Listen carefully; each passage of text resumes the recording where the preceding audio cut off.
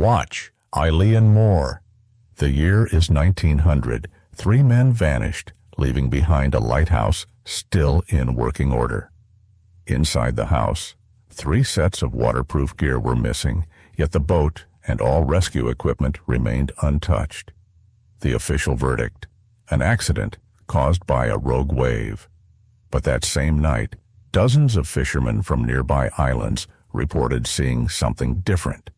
They described beams of light rising from the sea into the sky. They watched waves moving against the wind and heard an unnatural silence where the ocean should have been roaring.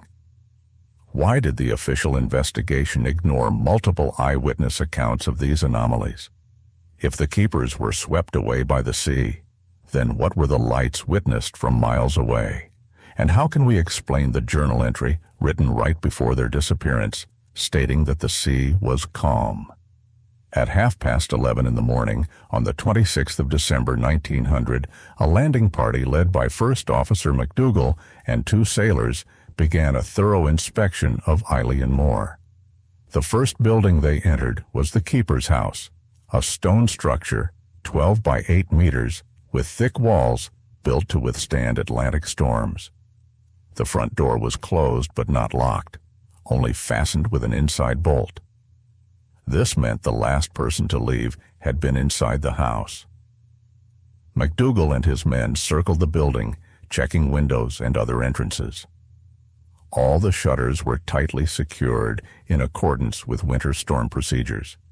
But the back door stood wide open, an unusual sight in the freezing December weather when every opening was usually sealed to conserve heat. McDougall called out the keepers' names. There was no answer. His voice echoed against the stone walls, but the house remained silent. They entered through the open door. Inside, the rooms were dim because of the closed shutters, but the scene was clear enough. The kitchen looked as though daily life had been abandoned in a hurry.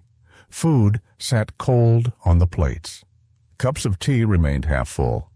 Chairs were pulled away from the table as though 3 men had stood up at the same time and never returned. On the mantel, the clock had stopped at 8:15.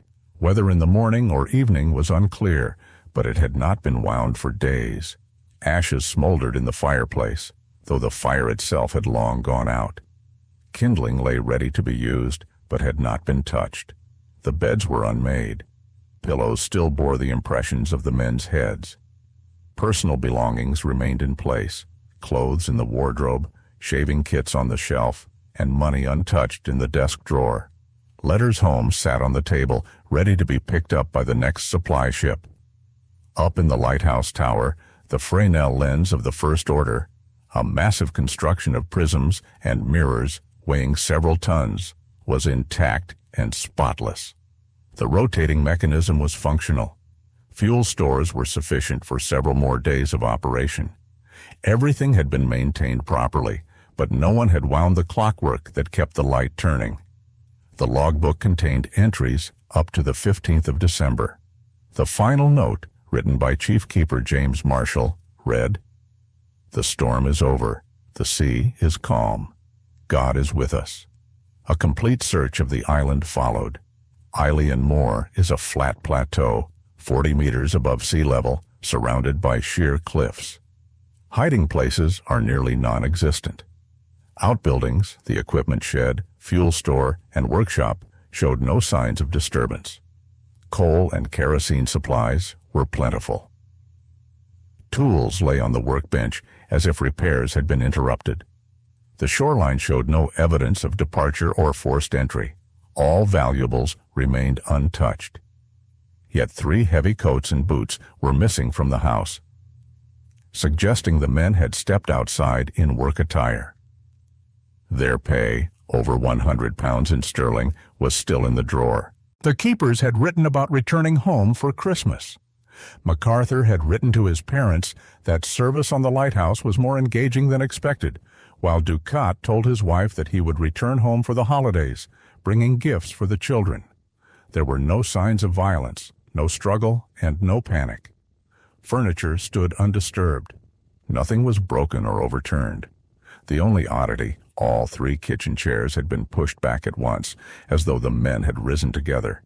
The keeper's sturdy rowboat, 5 meters long, remained moored at the pier, undamaged and properly secured. The oars were in place, ropes coiled neatly. Life vests hung in the shed. Flares were dry and ready for use. Everything suggested that the men had not prepared for an emergency departure. At 2 o'clock in the afternoon, the landing party returned to the Hesperus. Captain Harvey noted in his log, December 26, 1900, 2 p.m., the island of Eylenmore found deserted. The lighthouse keepers have vanished. No trace of violence or accident. Meteorological instruments inside the keeper's home were still functioning. The barometer read normal pressure, 750 millimeters. The thermometer showed 2 degrees Celsius. The weather vane pointed west with a moderate breeze. There was no evidence of a recent storm, contradicting Marshall's log entry claiming one had just ended. 3 men were gone. The lighthouse remained fully operational, and Eylenmore was left with questions that no one could answer. The anemometer, the instrument measuring wind speed, showed calm conditions. The highest recorded gust in recent days was only 30 kilometers per hour. Such wind posed no danger for men on the island. It could not have caused an accident. Inside the storerooms, the keepers had enough food for weeks. The pantry held flour, sugar, canned goods, and other long-lasting supplies. Fresh meat and vegetables, delivered by the last run of the Hesperus, were still in usable winter condition. The underground cistern held nearly 1,000 liters of clean water, enough for 3 men for a full month. Fuel reserves were abundant. Coal and wood for heating, kerosene for the lamps. Everything was in order. There was no shortage of supplies, no lack of food, no reason to abandon the island. Captain Harvey made a decision. He left an experienced sailor, Joseph Moore, behind. Moore would serve as temporary keeper of the light until replacements arrived. Moore knew how to run the equipment. He could ignite the beacon each night. He could send signals to passing ships. The Hesperus delivered extra food and fuel, so Moore could work alone for 2 weeks if necessary. A procedure was established. Each evening, Moore would signal the mainland to confirm everything was normal. In case of emergency, he was ordered to launch distress flares immediately. Captain Harvey wrote in his log, left Seaman Moore in charge of the light, sailing to Stornoway to report the situation to authorities. That evening, the Hesperus departed Eylenmore. The crossing to Stornoway took 3 hours, through calm seas and gentle winds. The crew remained unsettled. 3 men had disappeared without a trace, without a struggle, without an explanation. First Officer McDougall prepared a precise written report. It described every detail of the search, buildings, equipment, and belongings. Captain Harvey, meanwhile, drafted his official statement for the Northern Lighthouse Board. The report contained facts and a plea for urgent action. The Hesperus reached Stornoway on the morning of December 27th. A telegram was immediately sent to Edinburgh. An emergency had occurred at Eylenmore. The message spread quickly. 3 keepers gone. The lighthouse abandoned. A case without precedent in the history of Scottish lighthouses. The Northern Board responded at once. Chief Inspector Robert Muirhead was ordered to sail for the Flannan Isles to investigate. Families of the missing men were informed. Search vessels were dispatched. Police in Ross and Cromarty began their own inquiry into the disappearance. News traveled fast. Among local communities, rumors spread rapidly. Theories of storms, accidents, and stranger things. It was already clear. This case would not yield simple answers. The mystery of Eylenmore would demand careful investigation. On December 29, 1900, Inspector Muirhead landed on the Flannan Isles. He had 30 years of experience with lighthouses. He had personally overseen construction of Eylenmore. No man alive knew the light better. His investigation team included Police Constable Donald Mackenzie and ship's Dr. James Graham, brought to examine any possible remains. Their first target was the logbook. Muirhead turned its pages, reading carefully from the beginning of December. Up until the 14th, every note was routine, nothing unusual. Procedures followed, rules observed. Then came December 15th, the final entry by Chief Keeper Thomas Marshall. It was brief and strange. The storm is over. The sea is calm. God is with us. The wording was unusual.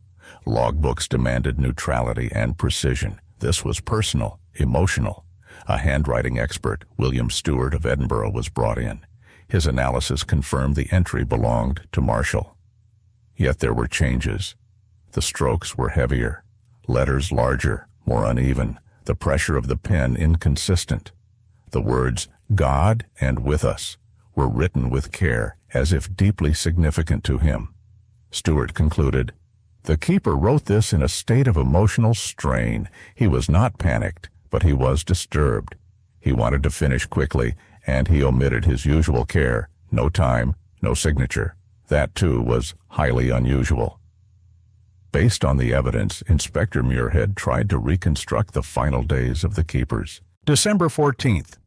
Everything appeared normal. Marshall inspected the equipment. Duckett worked around the house. MacArthur kept watch in the lantern room. Dinner that night was prepared, eaten, and cleared away. Dishes washed. Routine followed. MacArthur stood the night watch according to schedule. Morning came. December 15th. The three men shared breakfast. Breadcrumbs, tea stains, and a butter knife remained on the table. The last meal had been around 8 a.m. The clock had stopped at 8:15, possibly at the very same time. After breakfast, the keepers dressed for work. Their indoor clothing remained in place, but no one ever returned to the house. Muirhead ordered a full-scale search of the island and surrounding waters. Royal Navy ships and divers were brought in. The island was divided into squares and examined meter by meter. Particular attention was given to the cliffs, where men could have fallen into the sea. Divers searched the seabed to depths of 20 meters. Currents and poor visibility made their work nearly impossible. Dredging was done in a 1-mile radius around the island. Nothing was recovered. No clothing, no personal effects, no bodies. A tethered balloon was launched for aerial reconnaissance. It, too, revealed nothing. The sea remained empty. The crew of the Hesperus and all witnesses confirmed. Between December 15th and 26th, not a single boat was sighted near the Flannans. With no answers, Muirhead considered possible theories. The first, accident during a storm. Perhaps the keepers went to the shore to check moorings.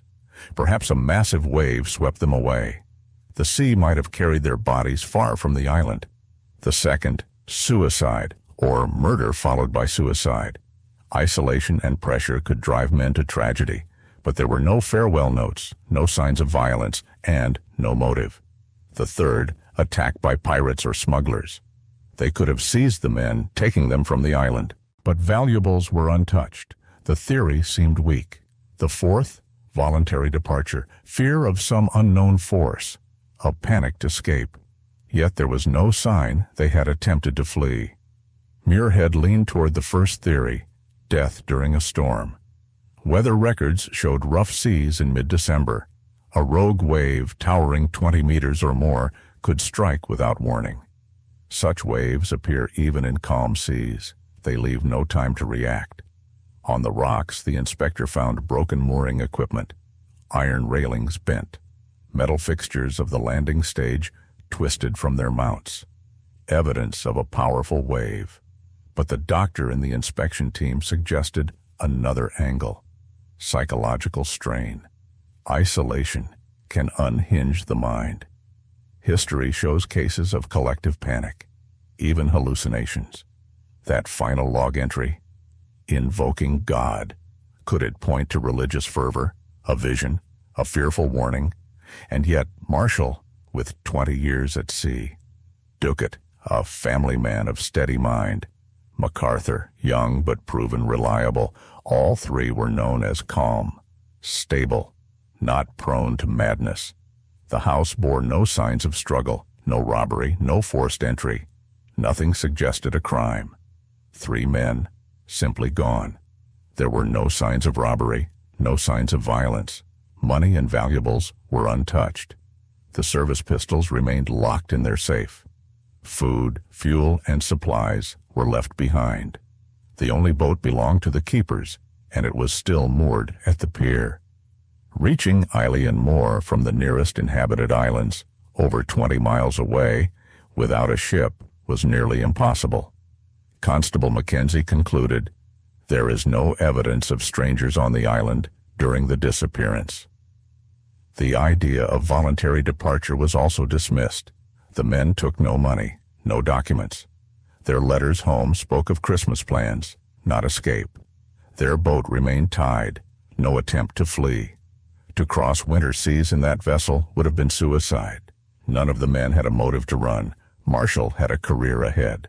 Ducat, a family to support. MacArthur, a future just beginning.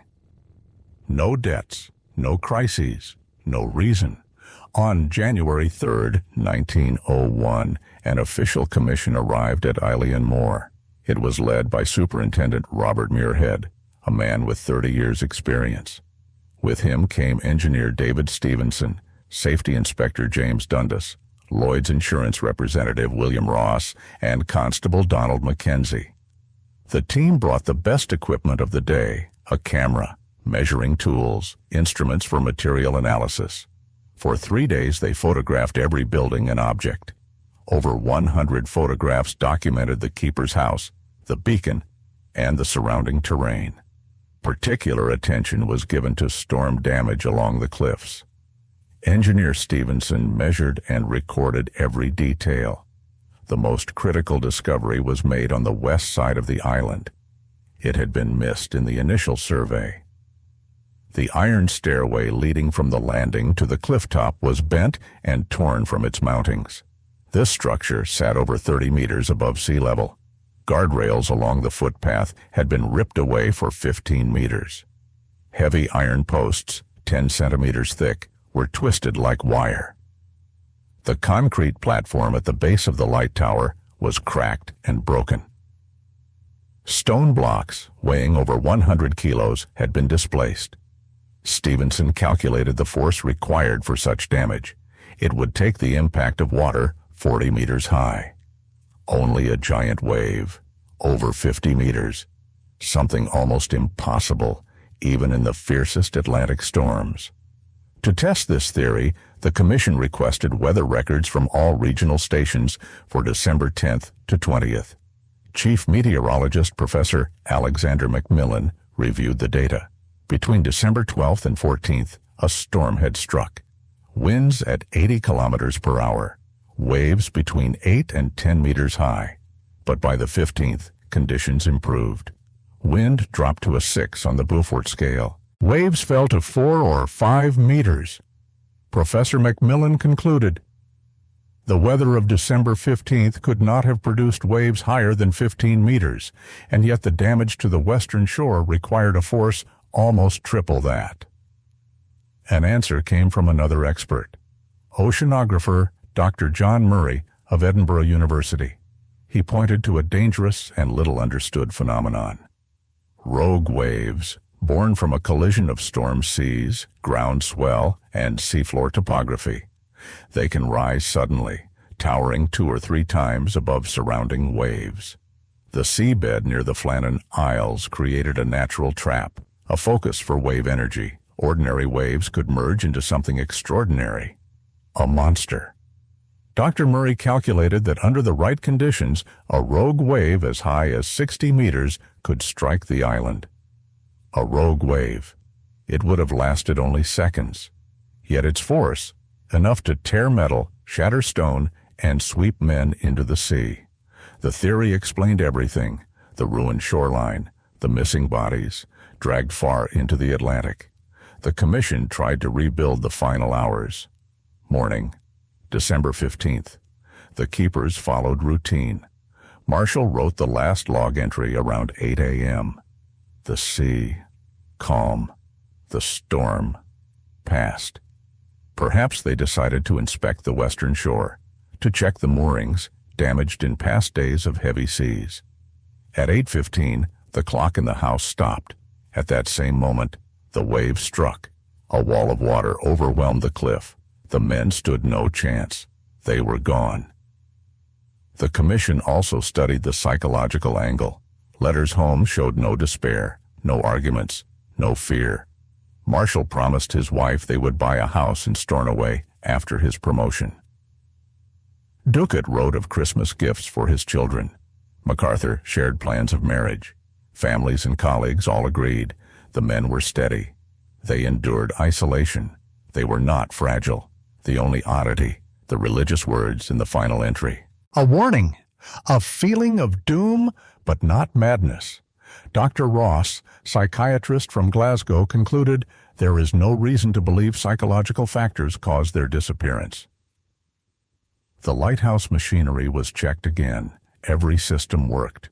The lens, perfectly clean. The rotating mechanism had only stopped because it was unwound. Kerosene stores remained full. The burners were trimmed correctly. Ventilation normal. All instruments, barometer, thermometer, anemometer, working precisely. Engineer Stevenson stated the equipment required no urgent maintenance. It could not have forced the men to risk the shore in dangerous conditions. That left only one explanation. They went down to the landing to inspect storm damage, and they never returned. After 2 weeks of investigation, the commission released its official report. Its conclusion was blunt. On December 15, 1900, the 3 keepers of Eilean Mor perished in an accident caused by an exceptionally high wave. The men left their dwelling around 8:15 a.m. to check the shore and were swept into the sea. Their deaths were due to natural forces beyond human control. The report recommended new safety measures, additional guardrails, storm shelters, better communication. The families received compensation. Their names were etched into the memorial to lighthouse heroes. And yet, so many questions remained. Answers the report could not give. Mysteries no evidence could solve. The commission also gathered testimonies. Fishermen, signalmen, coast watchers. 32 people along the western shore of Lewis were interviewed. They had watched the sea during the critical days. Their words opened another chapter. The testimonies revealed patterns and contradictions. Almost all agreed the night of December 14th into the 15th was not normal. The sea was wrong. The air was wrong. Strange silences, unnatural lights, and animals in distress. Veteran fisherman Murda MacLeod, 40 years on these waters, said, "The sea was behaving strangely. Waves came from the wrong direction. That is always a bad sign." Donald McRae reported the water was green, too green. It seemed to glow. He said, "I have never seen such water in my life." Hugh Morrison saw waves moving against the wind, headed toward the Flannan Isles. Angus McIntosh noted something else. No fish, an ocean suddenly empty. For a week, nets came back bare. Today, scientists explain such signs as unusual currents or plankton shifts, but at the time, they were seen as omens. Witnesses also reported eerie lights. Kate McIntosh saw a green glow on the horizon. It pulsed, like the beat of a heart. Mary MacDonald of Manchester saw a column of light rise from sea to sky around 2 a.m. John McRae, keeper at the Gallenhead signal station, confirmed in his log, "Unusual illumination on the western horizon, 0230, source unknown." David McIntosh saw a red haze, like fire, over the sea at 3 a.m. Science would later describe auroras, geomagnetic storms, electrical discharge, but in 1900, these visions meant something darker. The animals reacted as if they knew. Cows moaning, sheep huddled together, dogs crying, refusing to leave shelter, horses kicking and screaming in their stalls, hens clucking madly, refusing to roost. Farmers across Lewis and Harris swore their animals sensed something unseen, perhaps air pressure, perhaps Earth's magnetic field, or something beyond explanation.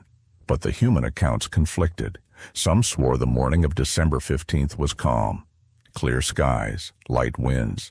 Others insisted the storm still raged, heavy winds, tall seas. A third group claimed the weather changed in minutes, from storm to stillness. Around 9 a.m., official meteorological records showed only gradual improvement, not sudden calm. Differences were blamed on local perception, geography, isolated weather patterns. But the contradictions painted a picture more mysterious than clear. Religion and folklore shaped how the islanders saw the night. Father Dugald McFarlane, the priest of Manjersta, wrote in his church record, "Parishioners speak of signs in the sea and sky. They see it as a warning of trials to come." Elder women swore they heard the cries of sea spirits, the Guinea, omens of death. A Gaelic bard, Donald MacIntosh, composed a song that very week, a ballad of the Night of Signs. The song spread quickly, sealing the night's events into legend. Some tied the tragedy to old Celtic myths. The blue men of the Minch, water spirits who dragged sailors to their doom. Meanwhile, merchant captains gave sober reports. Captain James MacDonald of the steamer Hebrides noted an unusually heavy swell from the north, despite westerly winds, at 10 p.m. on December 14th. Captain Alexander Campbell of the freighter Clyde recorded on the morning of December 15th, "Sea most strange, waves arrive from 3 directions at once."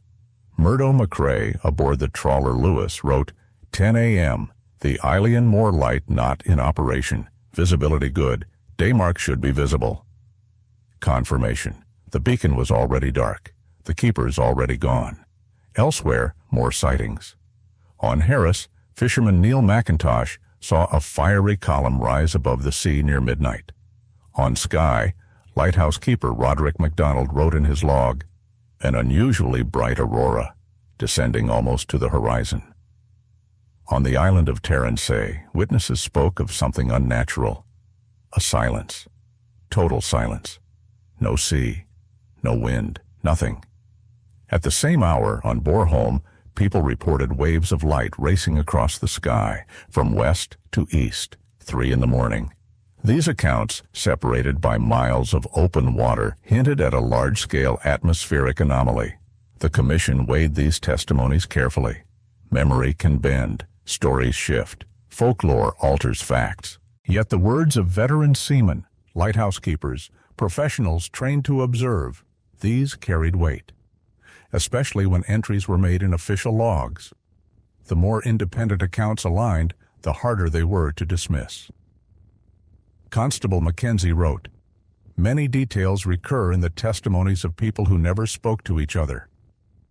This points to actual phenomena, not imagination. But religious visions, myths of spirits, those were labeled subjective, not evidence." To address the light and sound anomalies, scientists were called. Professor James Clerk Maxwell of Edinburgh proposed a physical cause: geomagnetic activity. Records showed Earth's magnetic field was disturbed from December 14th to 16th. Geomagnetic storms. They could create auroras at low latitudes, atmospheric discharges, and infrasound, the silent tremor below human hearing. Infrasound can feel like a voice in the wind. It can unsettle animals. It can terrify men. Electric discharge explains the columns of light, the glow above the Atlantic, the sky alive with silent fire. The testimonies shaped the Commission's final view. Not hard proof, but strong patterns. The sea had behaved abnormally. Conditions favored something extreme, something powerful enough to form a rogue wave, and the sudden calm at 9 a.m., it matched the last words in the keeper's log. The storm is over. The sea is calm. God is with us. The lights, the silence, the animals' dread, all part of a night of chaos beyond ordinary storms. The final report stated, "Testimonies confirm exceptional natural conditions in the Flannan Isles on December 15th, 1900. These align with the conclusion that the 3 lighthouse keepers perished in an accident caused by an anomalously high wave born of unique natural forces. But not all questions were answered, not all anomalies explained. And so legends grew. Decades passed, Expeditions followed, over 30 since the tragedy. In 1950, oceanographer William Graham led divers into the deep waters west of Island Moore. No remains were found, but they charted the seafloor, cracks, caves, hidden chasms. In the 1970s, geologists surveyed the islands. They discovered the Flannans lie in a seismically active zone. Small quakes, often undetected by men, had been frequent. By the 1990s, computer simulations confirmed it. Under the right conditions, the local seabed could channel waves into towering walls of water. And in the 2000s came a new theory: tsunami from a landslide. Dr. Sarah Mitchell, University of St. Andrews, identified traces of a massive seabed collapse, millions of tons of rock sliding into the ocean.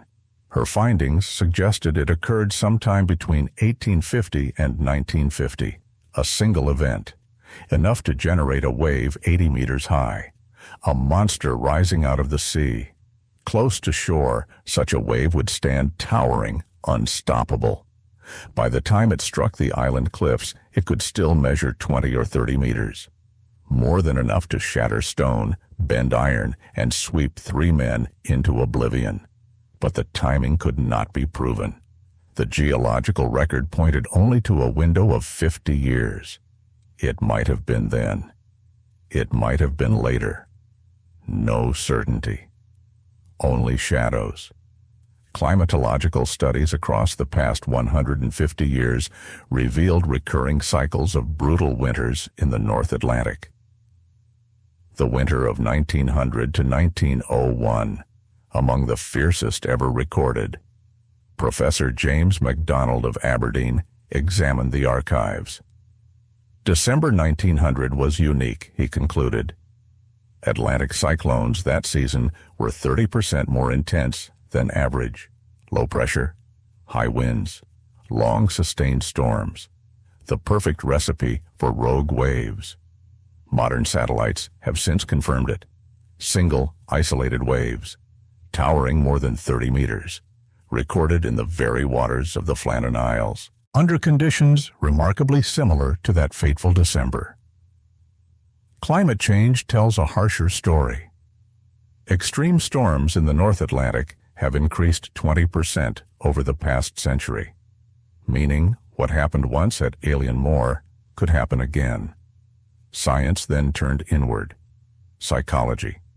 Dr. Elizabeth Ross of the London Institute of Psychiatry studied the phenomenon called island fever, a condition born of isolation, hallucinations, paranoia, sudden impulses in its most extreme form. Men walk willingly toward their doom. Letters from the keepers hinted at something darker. Duckett complained of disturbed sleep. MacArthur wrote of strange noises in the night. Marshall grew increasingly religious in tone. Perhaps mounting psychological strain spiraled into panic. Perhaps all three fled into danger. But this theory falters. It cannot explain twisted iron, shattered stone, the raw scars of immense force. In the 2000s, metallurgical analysis targeted the surviving debris. Tests revealed deformations caused by sudden, overwhelming pressure, consistent not with fire nor with human tools, but with water, 50 meters high. Erosion trails on the western cliffs ran eastward, channels carved into stone, traces of something violent surging across the island. Then came 2015, a breakthrough. Archaeologists from Glasgow uncovered artifacts beneath the ruins of the service shed, fragments of clothing, salt-burned and torn by sand. Radiocarbon dating, the end of the 19th century. Seaweed fibers embedded, species found only in deep ocean waters. Alongside them, metal buttons and buckles, corroded by decades underwater pressure. Dr. Fiona McGrath examined the finds.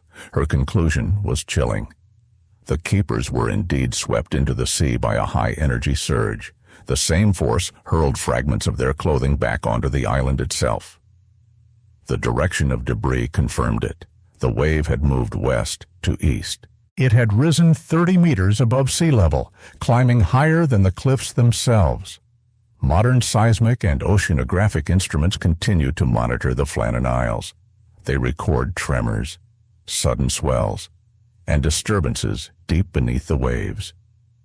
But the truth of December 15th, 1900, remains locked in the sea. Since 2000, an automatic weather station has watched over Eyewitness Moor. It has recorded winds at 120 kilometers per hour, storms equal to 9 on the Beaufort scale. 5 miles offshore, a deep-water buoy scans the waves. In 20 years, it has logged crests up to 18 meters. But in the strongest storms, the sensors failed, hinting at forces even greater. Underwater cameras show the seabed in motion, currents dragging tons of sand, submarine landslides. Seismic sensors detect tremors when storms strike. The pressure of waves alone can shake the earth beneath the island. The mystery of rogue waves has become global science. Satellites confirm them. Walls of water more than 25 meters high, over 10 captured in 3 years of study. Most appear where the seafloor twists currents into chaos, where storms collide, where energy stacks into a single monstrous wave. The Flannan Isles are on the list, a hotspot for killers of the sea. German scientists built detailed models. Their numbers say it is possible. One lone wave, 70 meters tall, once in 50, maybe 100 years. December 15th, 1900. Was it that once? Eyewitness Moor. 3 men vanished. A lighthouse left burning. Inside the house, 3 oilskins missing, but the boat untouched. The verdict? Accident. A rogue wave. But fishermen swore they saw lights, pillars of fire rising from the sea, waves moving against the wind, and silence where the ocean should have thundered. Why did the inquiry ignore the witnesses? If it was a wave, what were the lights in the night sky? And how could Marshall write in his log, "The storm is over. The sea is calm. God is with us"? Just before all 3 vanished, a century of research has followed. Yet the key questions remain unanswered. The stopped clock, 8:15, morning or night, a malfunction or the moment of death? Why did all 3 leave at once? When lighthouse rules demanded 1 man stay within, why no signal for help?